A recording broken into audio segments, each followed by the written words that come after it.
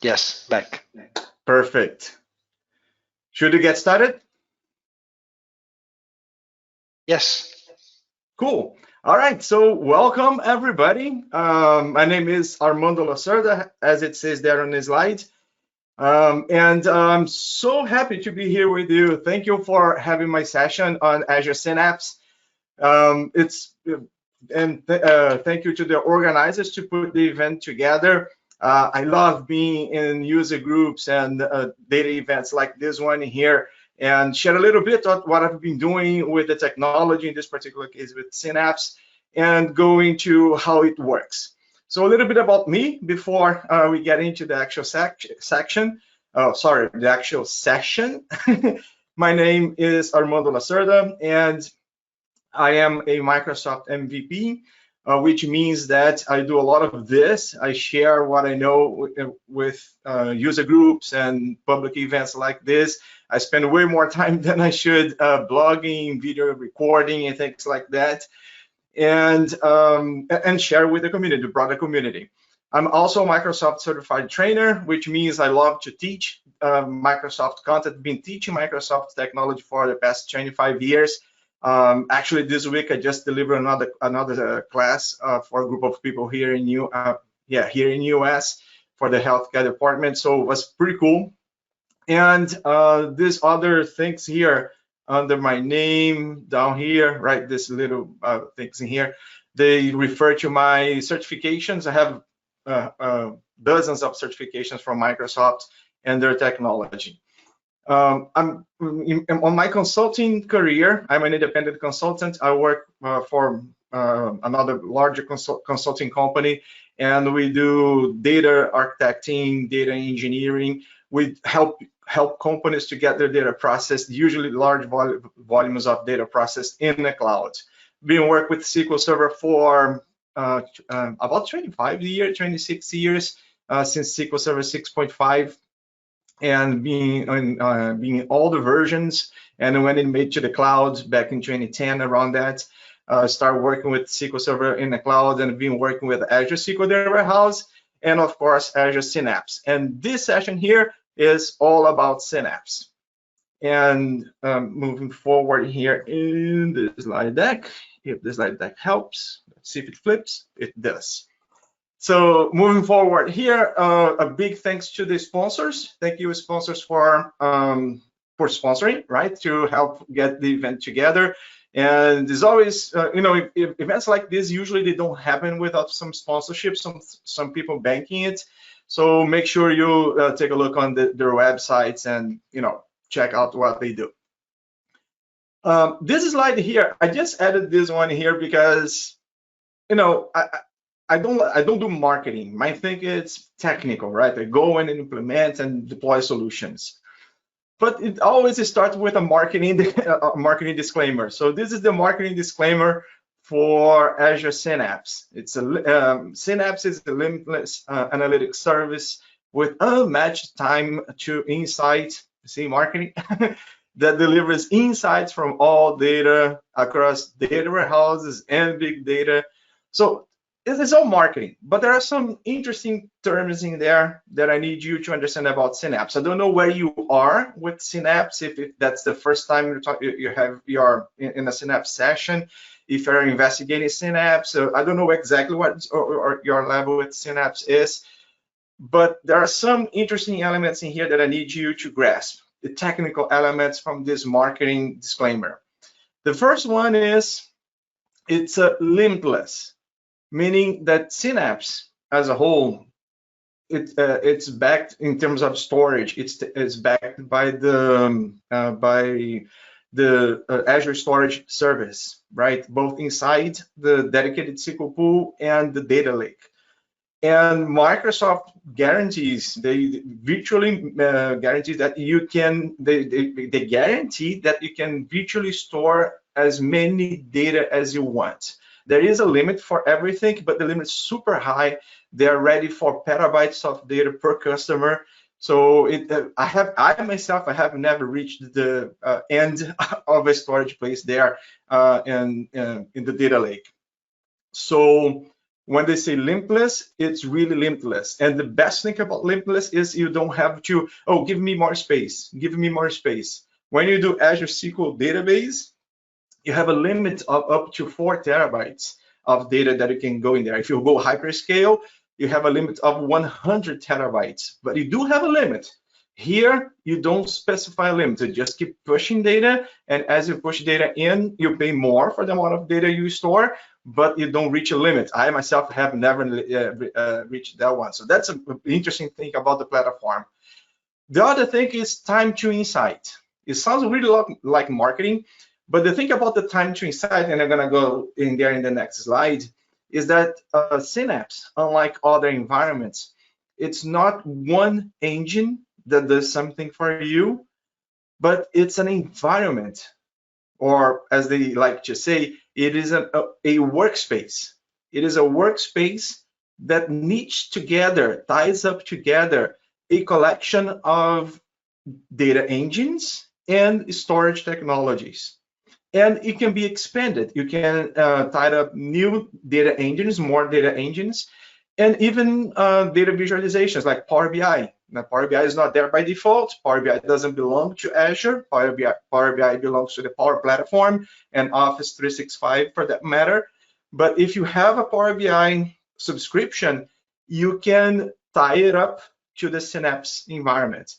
So Synapse is not, here's the point, I need you to understand. When they say unmatched time to insight, it means that you can add engines and other tools to the environment and get things streamlined, so you don't have to worry about security, tying up security, grant permissions everywhere. The process is streamlined. You can get to visualizations faster. That's really true.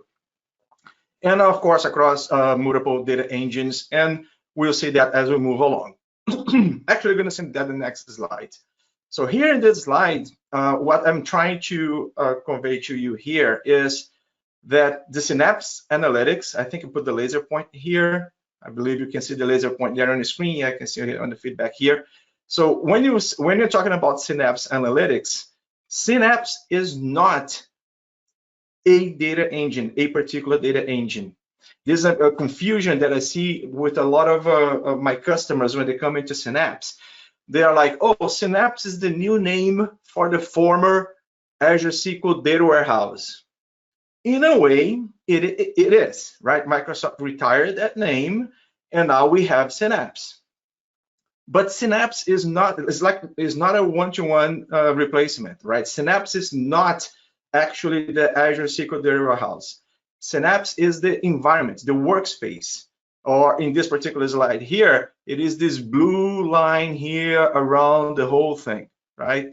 So Synapse is this workspace, is this element that out of the box will give you 4 data engines that you can use, or 4 tools you can use to crunch data, right? To deal with data, to process data. So you see, Synapse is not one data engine, it's 4 data engines. It's very important so we can grasp the things we're gonna go dive into, which is the focus of this session, which is the tables inside Synapse. So grasp that, right? What we have in Synapse, we have 4 data engines by default, and the main one is this one here, is the dedicated SQL Pool, right? This guy. Let me switch to the focus one here so you can follow me along. This guy, the dedicated SQL Pool, right? This one here. The dedicated SQL Pool, that is the one that got renamed from Azure SQL Data Warehouse. So what was used to be Azure SQL Data Warehouse now is the dedicated SQL Pool, is one of the data engines that exists in Synapse. The other one is based on the Spark Apache project, right? The open source that Databricks gave birth to. So Databricks, you probably have heard about Databricks. Databricks, they created this parallel distributed data engine to crunch data, right? In multiple formats, in file formats in there, which is super expandable, high scalable. It's an excellent product, but it's proprietary. That's Databricks. And out of the project, they published this Spark engine, which is hosted in Apache organization, Apache institution. And everybody goes in there, collects the data source, collects the open source, and they may create their own version of the Apache Spark. Microsoft did that and put one of their particular version, specialized version, into Synapse. So it's called the Apache Spark Pool, this one in here. So this, in a way, it kind of competes with Databricks. So we can use Databricks on itself, or you can use the Apache Spark Pool within the realm of the Synapse Analytics workspace. Apache Spark Pool is all about coding, right? We do all by coding there. There is some graphic user interface for management, but when you do data transformation, data crunching, it's all about code. So Microsoft, like they did with the Databricks when they create Azure Data Factory, which is kind of a graphic user interface, a no-code platform for us to do ETL or ELT in a cloud. Within Synapse, Microsoft kind of did the same thing, and they have these pipelines in here, right? The transformation pipelines inside Azure Synapse. So the transformation pipelines inside Synapse is a no-code or very little code data transformation and data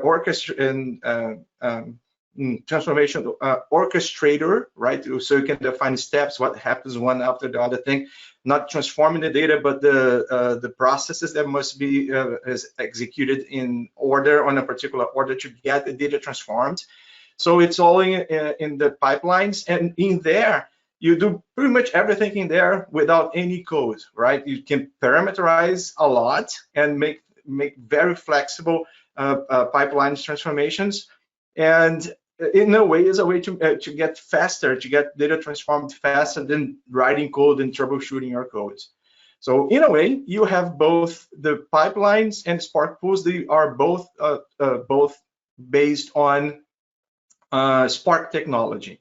And the last one in here, the serverless Sql Pool, is another data engine that exists inside Synapse that for now is designed only to collect data out of a data lake.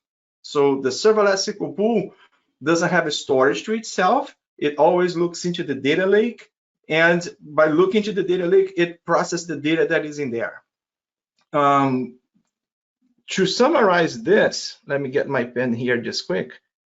Let me see if the pen comes up. Yeah, I got the pen there. Well, looks like the pen is not working well. Yeah, forget about the pen. So to summarize this, what we have in here is these three technologies, the Apache Spark Pool, the serverless Sql Pool, and the pipelines. These two here are based on Spark. This one is a regular SQL, but with different approach, right? And to collect data from the data lake. So all of these three here, they work based on the data lake. The dedicated SQL Pool is different from all other ones because it can reach to the lake to collect data, but will store the data on its own storage. You know, to get the best of data transformation inside SQL, Azure the dedicated SQL Pool, you will have to import the data into the dedicated SQL Pool. So it has its particular storage. It's not shared in a data lake. So in this diagram here, in this design, for instance, what you see here, you see a lake, right? The data lake there that exists in the environment, and all data sources that you have are throwing data in there. Databricks or the Spark Pool may be working with the lake here and collecting the data. But when it gets to the Synapse Analytics, the dedicated SQL Pool per se, it will require the data to be stored within itself. So the way to work with the dedicated SQL Pool is different from the way of working with the serverless SQL Pool, with the Spark Pool, and and the transformation pipelines. Before I switch to the core of my session, what is the summary of this first collection of slides here that I put together for you? The summary here is you have two options to store and process data in Synapse Analytics.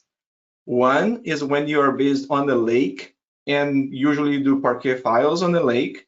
And with that, you can use the Spark Pool, the transformation pipelines, and the serverless SQL Pool. And your data transformation logic will be based on the Spark Pools on the lake. Traditionally, people have been doing data transformations in SQL Server inside the Microsoft shop. Lately, in the past 2-3 years, a lot of people are doing outside SQL. But inside SQL Server, we have to bring the data in. We're not using the lake anymore. We are bringing the data into SQL Server in the dedicated SQL Pool. And this session is all about that, the dedicated SQL Pool. So when you go into the dedicated SQL Pool, you're not looking into the lake anymore. You're not looking into the other elements of the Synapse Analytics. You're looking specifically into the dedicated SQL Pool after you have brought in all the data that, from your sources, right? Either from the lake or from another system or a TP system. You brought that data into the dedicated SQL Pool. So the dedicated SQL Pool will have this thing here called the distributions, see, distributed table, see, into the distributions. First thing you have to grasp to understand that the table is, when you work with the SQL, you want to store data into SQL, you have to create a table, right? But a table is not just a table. It's not just creating a table. There are aspects to the table. One of the aspects of the table is this one here, is that the table is stored in what they call a distribution storage or distributed storage. So there is one type of table that we'll see as we move along that will live in here. What's the deal about the distributed storage? Here's the thing. Let me get my cursor here to get ready to something here just quick. Move down. Yeah. So what's the thing about the distribution? There are some presets on the distribution that we cannot change that will affect the performance of the dedicated SQL Pool. One aspect is this. The distribution is a collection of 60 storage units. What is under the storage units, you don't have access to. Actually, you don't have access to the storage unit itself. So it's under the hood is actually the lake, but it's not the regular hierarchical file system that we know. It's hidden from us. It's managed by the dedicated SQL Pool. But here's the point. There are 60 like disks connected to the dedicated SQL Pool.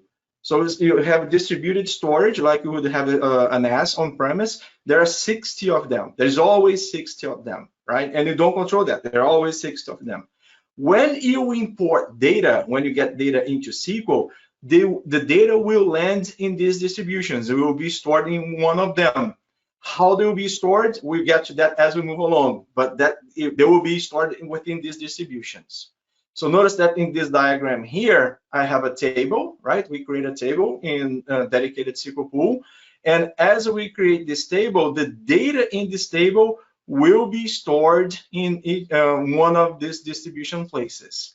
How the dedicated SQL Pool will choose to store a data in one of these places, we'll see as we move along. But keep that in mind. I don't allocate space. I don't create a data file. There is just a limitless field there for me to store my data. And in that field, there are 60 spaces, right? 60 blocks. Those 60 blocks in this diagram here, they are down here. See, Azure Storage, these are the distributions, right? This is where the data lives. In order to process that data, we need compute, right? We need a place where we can run our transformation code. I want to get the data that's in there. I want to aggregate that data somehow. I want to clean that data somehow. I want to do data transformation using T-SQL, right? Use a SQL language. I don't want to learn Python. I don't want to learn Scala. I don't want to deal with Databricks. I don't want to do anything of that. I want to do that thing in an environment that I'm familiar with. I want to do that thing in SQL Server. So if I want to do that, that's the place, right? The dedicated SQL Pool.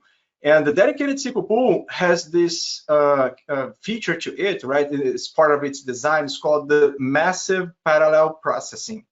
And the idea of the massive parallel processing is to give to you the ability to have multiple servers. They call it compute nodes. So they have multiple servers, logical servers in the cloud, where your code will run in parallel. So when you do a store procedure, a collection of SQL statements that will do some aggregation or some transformation in data, that code will run in parallel in multiple servers or compute nodes as they put in there. You have the ability to do that. And those compute nodes will go into the distributions and collect the data and do all the computation. Notice also that there is another compute node here that's called the control node. So this guy here is the one that interfaces with our applications, like dedicated serverless Sql Pool that's collecting data. No, not serverless Sql Pool, I'm sorry.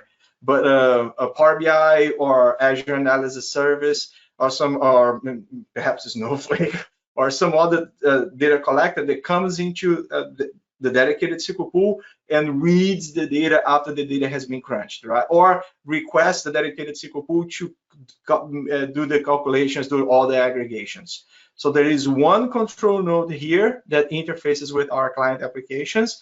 And when it's time to crunch data, it dispatches that query to your compute nodes.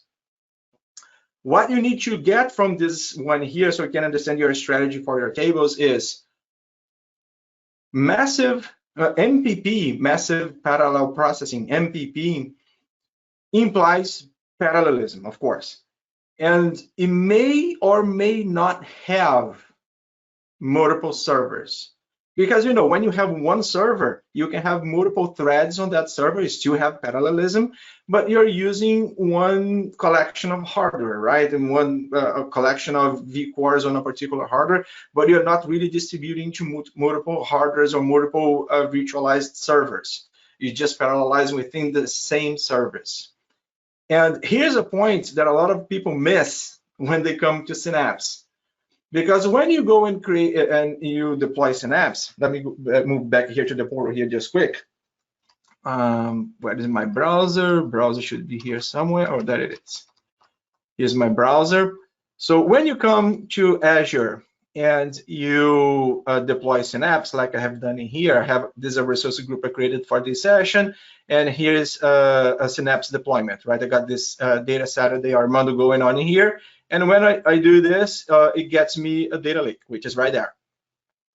So when I go into Synapse and I say, you know what, I want to work with you know, the deployment there with my Synapse, I get into the workspace. See, I landed into the workspace. And when I go into the workspace, I can see here that I have the Apache Spark pools. Remember, we just saw that. I have not created any. I just created this this workspace here for this demo, so I don't have any here. And I have the dedicated SQL pools, which is the one we are focusing on, we are discussing right now. So if I go in here and say, you know what, I want to create a new dedicated SQL pool, one of the things that show up here for me is this DWC, see, data warehousing units, this DWC here. At this point, it's telling me 1,000. What does this 1,000 mean? And this 1,000 costs a lot. Look, it's $12 US dollars per hour. So if you do a little calculation here, I'm gonna call the calculator here just quick. Let me get it here to the screen. So if you do $12 an hour times 730 hours per month of 30 days, you're talking about $8,700 bill for this particular level of processing here inside Synapse. I can get this down all the way down like this to DW100. But what does this mean? What having DW100 mean? It has everything to do with this. It has everything to do with this. The DW levels that are in there is the amount of compute nodes you have and the amount of memory and vCores of each compute node that will be given to you. So to make things easier, I copied from the documentation, from Microsoft documentation, what those DW mean. So look at this. DW100 means you have one compute node. So one compute node means you have some parallelism and some memory, but not much. So if you have a lot of data to crunch, it will take a longer time to crunch because you don't have that much processing power. You only get more compute nodes when you get to DW1000, which was showing there. So right now I would have two compute nodes. If I go 1500, I get 3 compute nodes, and all the way down to 30,000, where I get 60 compute nodes. Remember the number 60? There is a ratio of the amount of compute nodes you have and the distributions. Remember, the distributions are always 60 distributions, which means that if I have one compute node, this compute node is reading and writing to all 60 distributions as much in parallel as the compute node can do, because there will be a limitation in terms of memory and amount of vcores of each one of these offerings, right? From DW100 to DW500. When you get to DW1000, something interesting happens. Look at this. So if I'm DW100, 200, 300, or 500, I have 60 distributions. You can see the distributions over here. These are my distributions, right? I have 60 distributions and the compute node, one compute node. When I jump to DW1000, then these distributions are reorganized, reassigned to each one of the compute nodes. So now one of the compute nodes is responsible for 30 distributions, reading and writing to 30 of these distributions, and the other compute node to the other 30. But remember, when you create a table, a particular kind of table, the distributed table, it will write to all distributions. So having a strategy to have the data balanced in between the amount of compute nodes, it's fundamental. It's very, very important for your data warehouse performance. Your data warehouse performance will be as fast as your lowest compute node. So if you have a table of 100 terabytes, but because you wrote the way you decide to write your data, it put 100 terabytes, right? So 70 terabytes in here and 30 gigabytes in here. This compute node will finish crunching the data from this side faster than this one, possibly, right? Because this one has twice as much data as this one here. So when this compute node finish processing the data, then these two results will be combined together and sent to the client.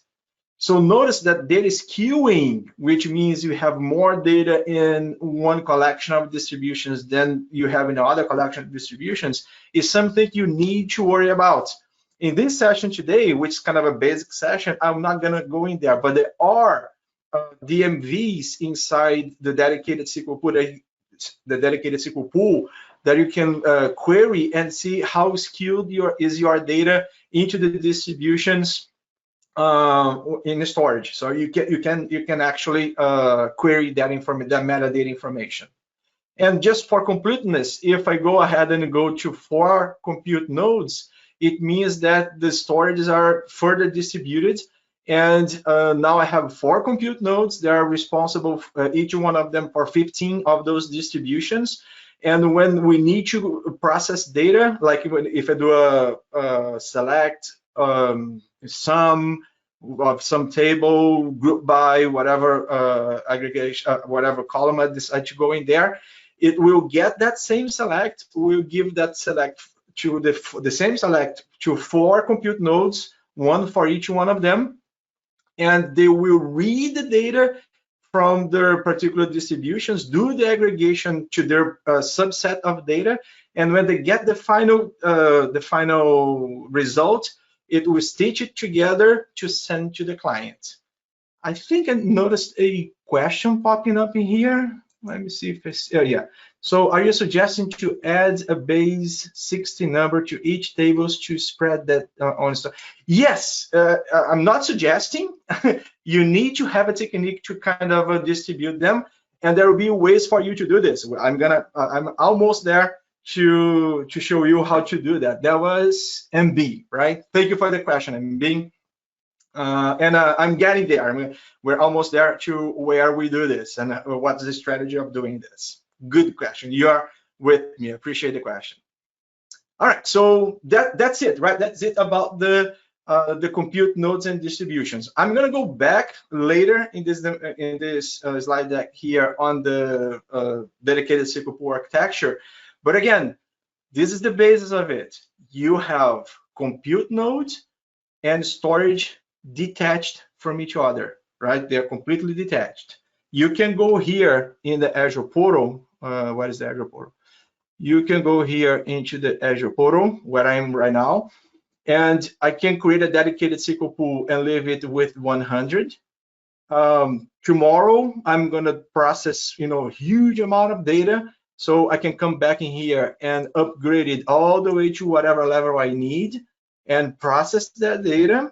And when I do this, like 6,000, I don't remember, perhaps it's 6 distributions. I really don't remember.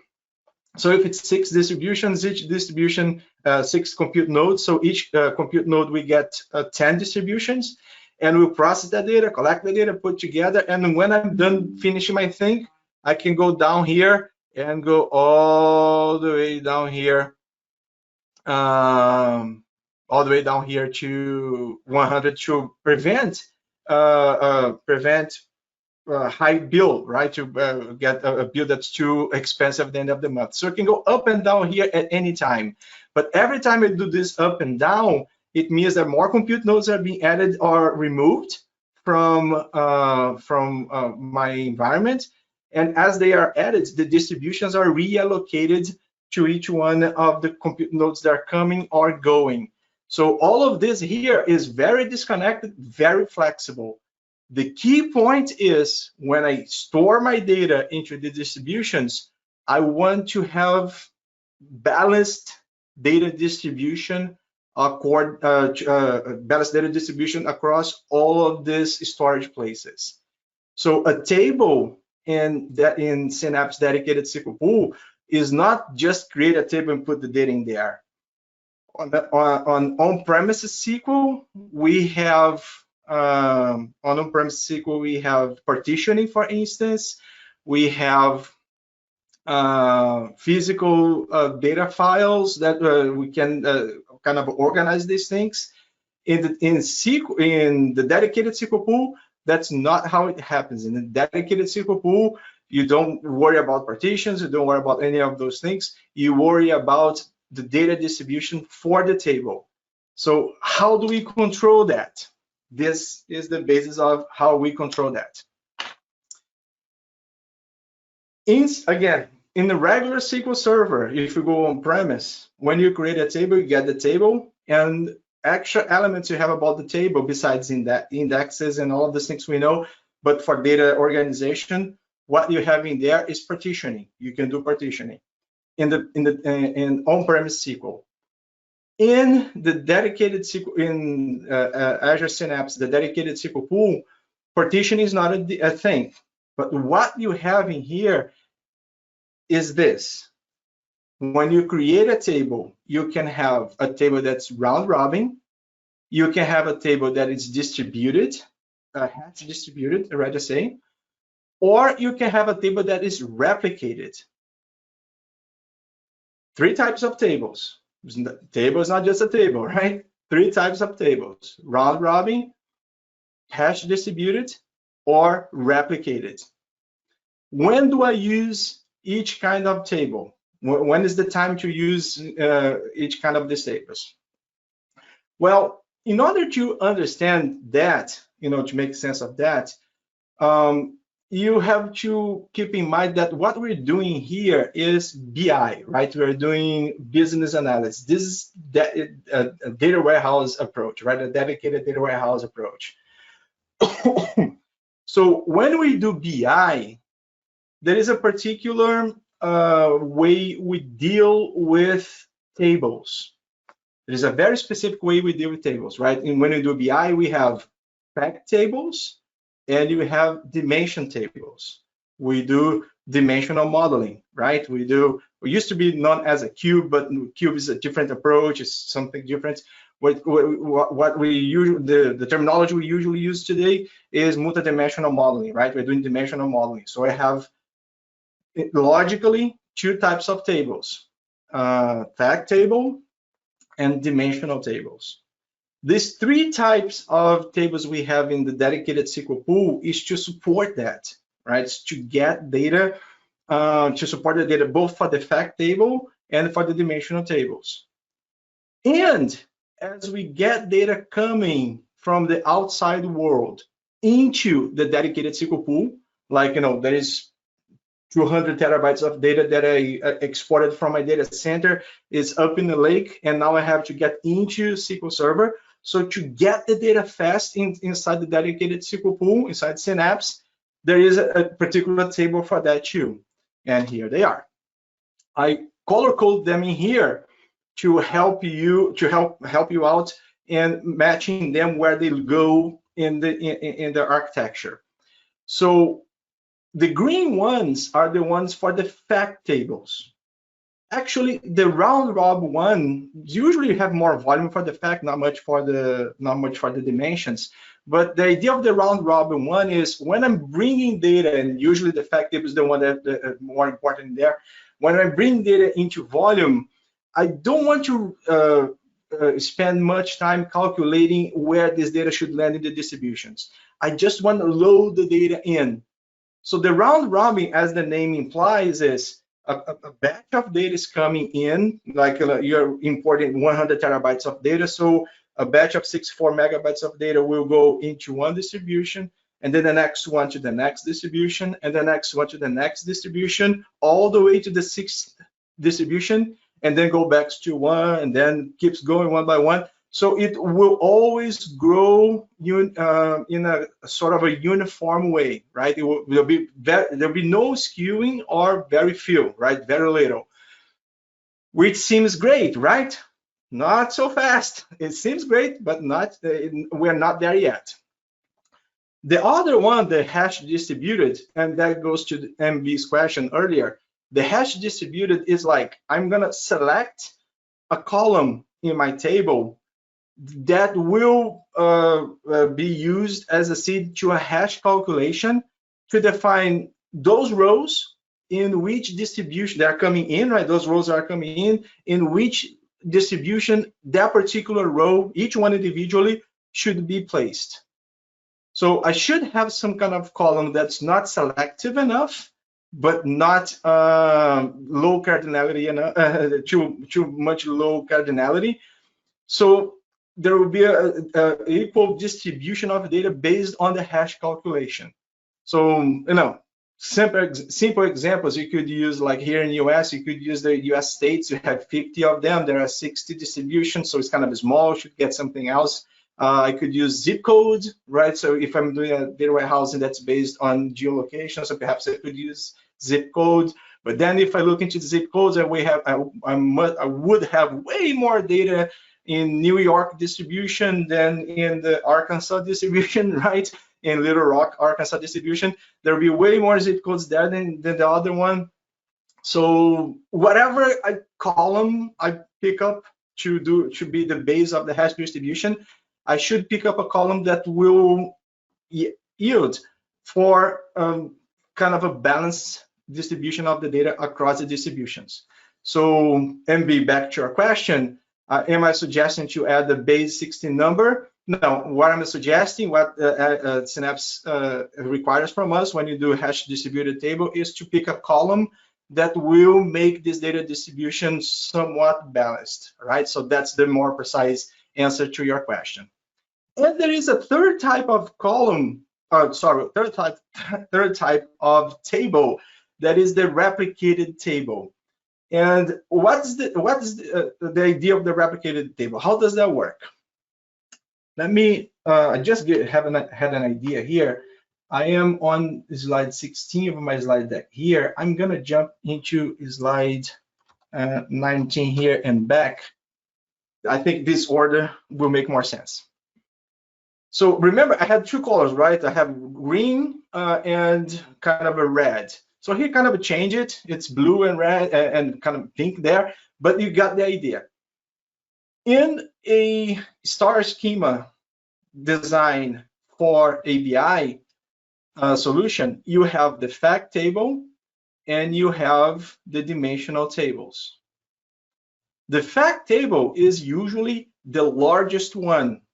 So the fact table is the one we want to have as a distributed table, either round robin or hash. Usually you want to have it as a hash, never as a round robin. The round robin is only when the data is coming into the dedicated Sql pool. After it's there, you want to reorganize that data as you do your crunching so it can be unskewed, right? Some people actually suggest that you could even land your incoming data straight into the hash table. A lot of people do that, and it's fine. It's just because the hash calculation adds some overhead, so it can be a little slower than just putting a round robin. So you have to balance what works best for you. In any case, this fact table will be a distributed table, either round robin or hash, and the dimension tables will be of the type replicated. And what would they be a replicated table? What does it mean to be a replicated table? To understand that, you have to go back to the model. That's why I got the model here. When we have a dimensional model, the dimensions are always the one side to the many side in the fact table. Fact table is a big bridge table, right? To connect all the dimensions in there. And it's always a relationship between this guy and this guy, right? In between the dimension table and the fact table. Put the pieces together, right? Let's go slow here. Put the pieces together. The fact table is stored in the 60 distributions. And possibly there are multiple compute nodes on top of these distributions. These compute nodes, they will collect the subset of data from the distributions, and they want to do a join with a table that's usually smaller, way smaller than the fact table. So in order for an efficient join in between a subset of the fact table and the dimension table, it's better to have a copy of this dimension table to each compute node. So this is exactly what happens with the round robin table. If I go back here to my diagram, you remember, right? We have the distributions. The distributions are here, 60 of them, and we have the compute nodes.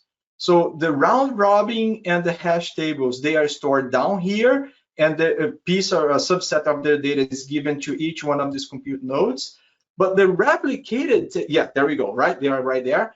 But the replicated tables, they live in, the entire table, not pieces of the table. The entire table lives on each one of these compute nodes, to each one of them. So there is a copy of that replicated table in here, another one here, another one here, and another one in here. Why?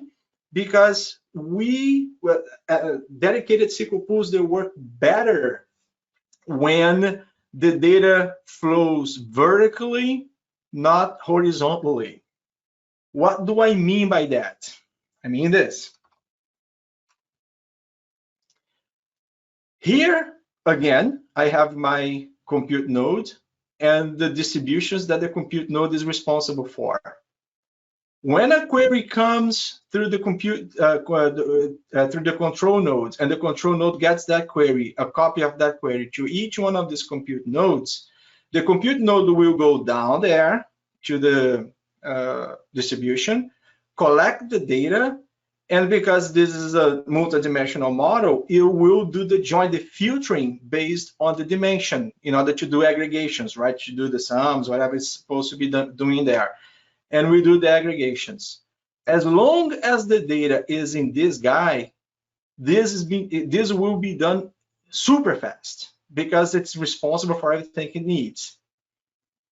Now, if the data that this compute node needs is not in the distribution it's responsible for, it will have to communicate to the other one or more of the other compute nodes to get the data from the other guys. So this compute node cannot reach in here. It cannot, let me get this data here. No, these guys are controlled by this compute node. So if this compute node needs data from here, say, hey, can you give me a piece of your data, collect this data and send it to me?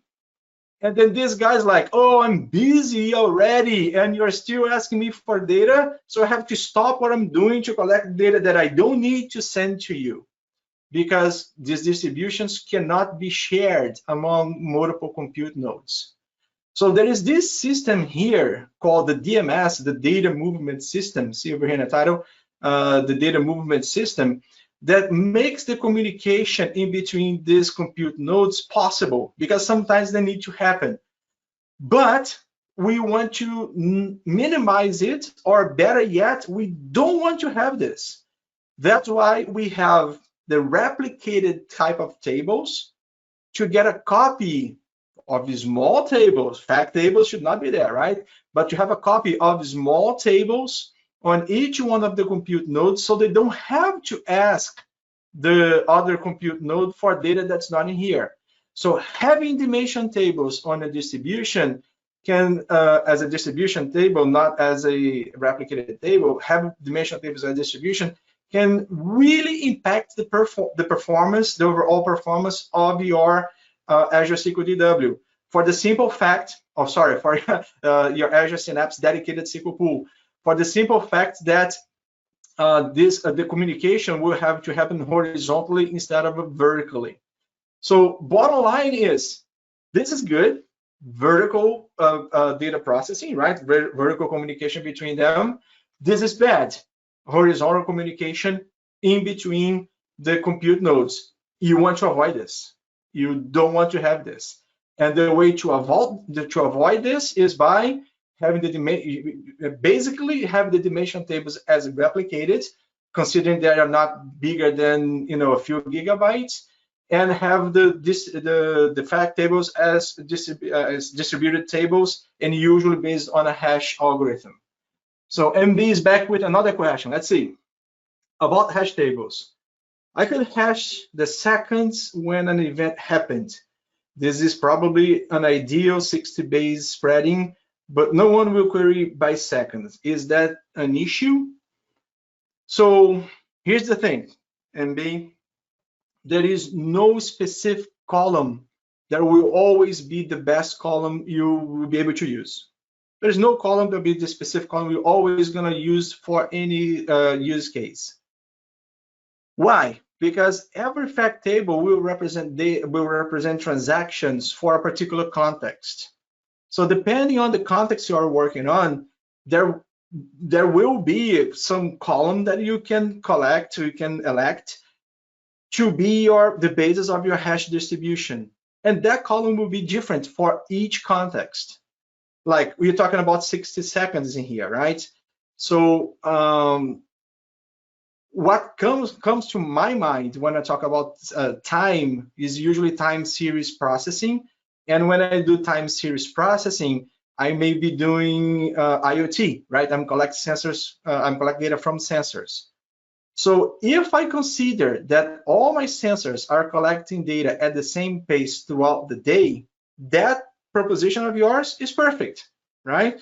Because I will have pretty much the same amount of data throughout the day for every second. So that's perfect for distribution.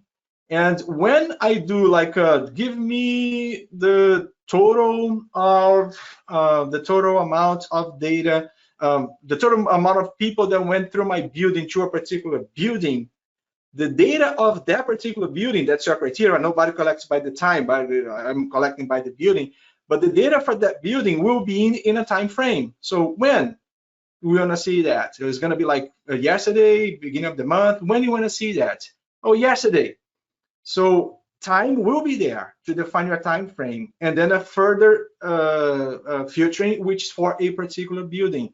So time would work perfectly in this use case because it's a time series data feed coming from IoT of a camera collecting people coming into a building, for instance. So that would work for this scenario.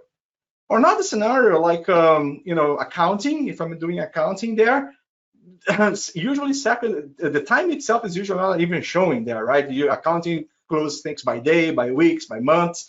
So it has to be something else. Seconds would not work in there. Does that make sense? Hope it does. All right, so to wrap up our session here, this is what we have learned from Synapse SQL database. When we create tables in SQL, specifically in the dedicated SQL pools, there are 3 types of tables that are of interest: replicated, hash, and round robin. In this final slide, I added another one that exists in there, which is the external tables. The thing with the external table is, as the name implies, they don't exist in the distribution. They exist in the data lake. So all of the discussion we just had, don't apply. This discussion doesn't apply to the external tables, because the external tables, they're collected by another engine called Polybase that will go into the data lake to collect data from the data lake to be processed.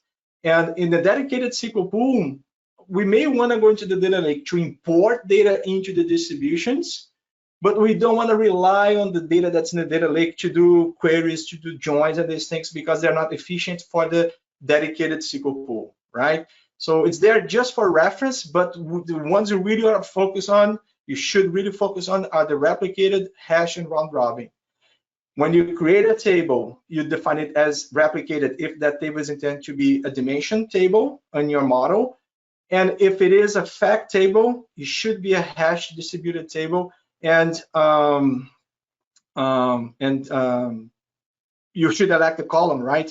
That will help you get the data well balanced among all the distributions. Just for reference, I'm gonna open here another browser session. I'm gonna do here Google just quick, Synapse, create table. And let me get my glasses here just quick. Synapse Analytics.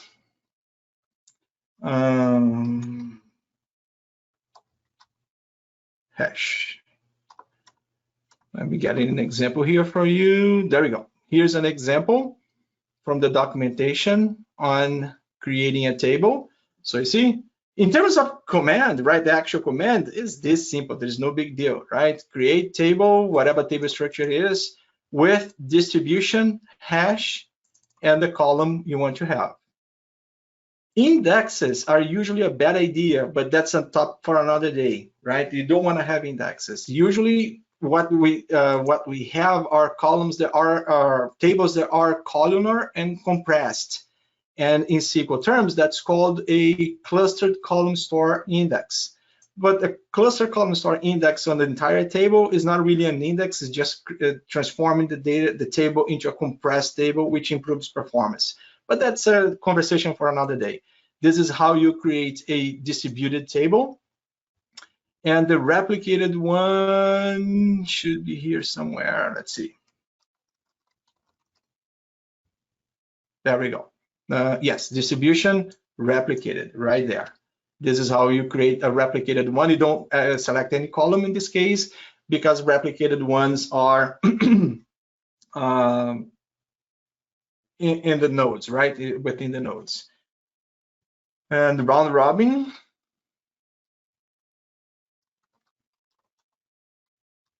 There we go, round robin. Here's an example for the round robin. So you just don't define the distribution, you just create the table, and the table will be round robin, right? And that's it for this session. I already had 2 questions from MB. Here's a thanks for the presentation. Thank you, MB, for the interaction. If anybody else has any question, please come off mute if you like, and ask your questions. I'll be hanging here. If you have any questions, I would really appreciate if you connect with me in LinkedIn, right? I do have a Twitter account too. I'm not that active on Twitter. Usually connect more on LinkedIn. So if you want to connect with me in LinkedIn, I appreciate that. And if you have questions after this session, want to ask there as a post or something, I'll be more than happy to interact with you over there. Otherwise, I give the microphone back to the host. And thank you again for having me in this session. It was really great to be here. Thank you very much.